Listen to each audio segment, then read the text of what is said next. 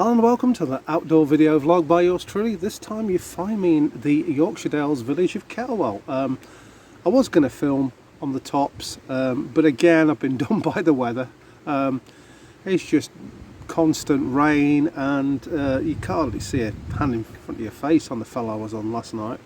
So I thought I'd better just do it down here really, because at least I can nip out of the rain under a tree or something if I have to. It's drizzling now, in fact. Anywho, I'd like to talk about the time I had a new Gibson every month, or roundabout every month. Going back to when the dinosaurs roamed the earth, in the new wave of British heavy metal era, I found myself in my first proper serious band.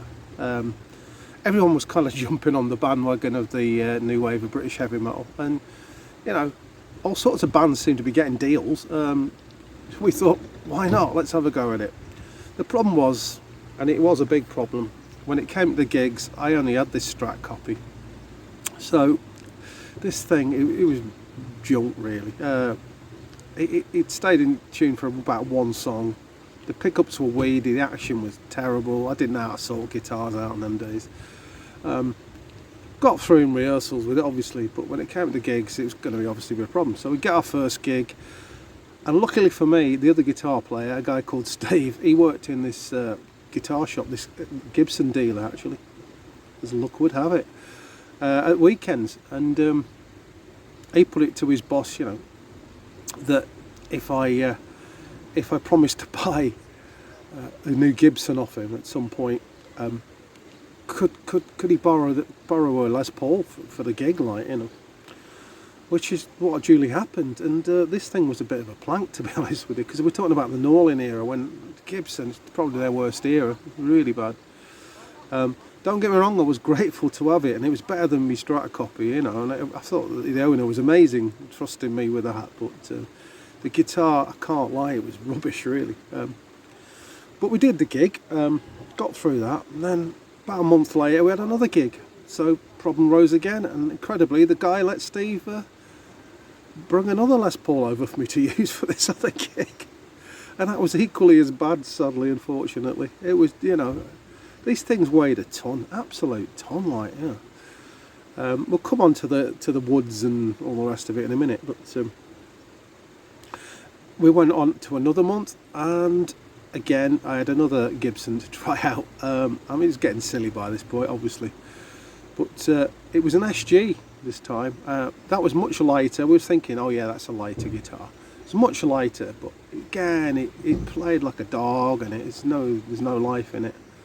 I'm not the smallest of people, so it looked a bit ridiculous on me really. That, I mean, I'm not massive, like, don't get me wrong, but you know, I'm not the smallest either, so it did look a bit silly on me anyway. So we went back to the Les Paul for the next few gigs, and this kept going on. I can't remember how long it went on for. It went on for quite a while, quite a long time, with these Les Pauls, and that's what ingrained into me, you know, do I really like Les Paul guitars? And I've got to be honest with you, you know, it put me off for years, these Norlin Les Pauls.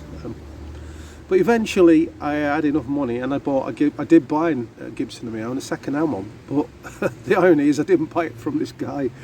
I bought it from a completely different place. A Gibson Flying V, second-hand, a 70s one. And that guitar was superb. I bonded with it straight away. It was pretty light, played well, lovely neck on it, pickups were nice. It's the one guitar I regret moving on. I should never have moved it on, but these things happen. We've all got a story like that, haven't we, anyway?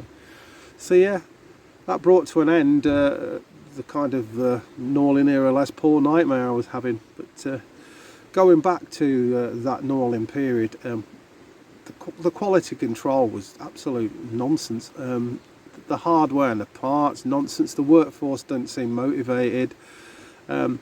And I later heard a story that they, you know, in a cost-cutting exercise, they were just using all the old bits of mahogany that had got basically discarded because it weren't very good. You know, it still got a lot of moisture in. Hence, this is why these Les Pauls were so heavy.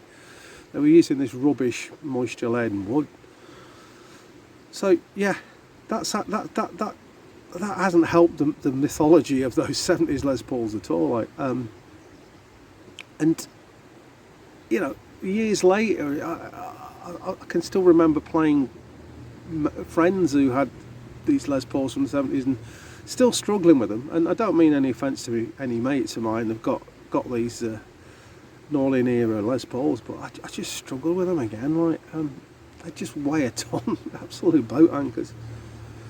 Yeah, and oh yeah, that was going to say, like, the theory being, again, I found out even later that Gibson had put out this nonsense. Well, it was Norlin or Gibson, I don't know, but they put out this nonsense to try and sell these things, saying that you know, that all the best Les Pauls are the heavy ones, the heaviest ones, in order to try and shift these guitars. Like, you know, that's where that myth comes from. If you've ever heard it, that's where that myth comes from. So there you have it. It's total nonsense, of course. Of course, it doesn't mean to say a heavy guitar is rubbish, but it doesn't mean to say every guitar is great, because a lot of those Norlin ones are planks, in my opinion.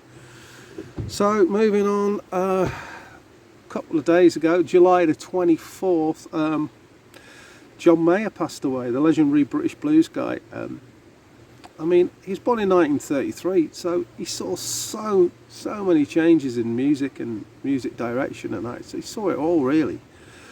He still stuck to his blues roots throughout, and he gigged right into old age. He was still gigging. He had amazing energy and a loss for gigging. Incredible. But I think, for me, I think I take more out of John Mayall than anything else is the amazing amount of guitarists he brought through. So the most famous was Eric Clapton, and of course the famous Beano album. Peter Green was in John Mayall's band for a while, and Mick Taylor, the Rolling Stones, to name but three, all products of the John Mayall Blues brand. What an incredible sort of. It's absolutely starting to chuck it. So I'm going to wind up this video now. Sorry if the light keeps fading. The auto thing on it is just rubbish, this camera. Apologies for that. So yeah, I'm in the silhouette now. I might have a little look. Oh yeah, I'm back now. Oh, there's the River Wharf. Kettlewell's a lovely village in North Yorkshire. Try and get here if you ever can. That's the River Wharf. Oh, beautiful. I'll finish like this. So yeah, all those amazing guitar players that came through the John Mayall Blues Band are brilliant. John Mayall's a total legend. It's a shame some of those guitar players went on to eclipse John Mayall's own fame, but I mean, you know, what a band to have worked in for these guys. So just remains for me to say thanks for watching.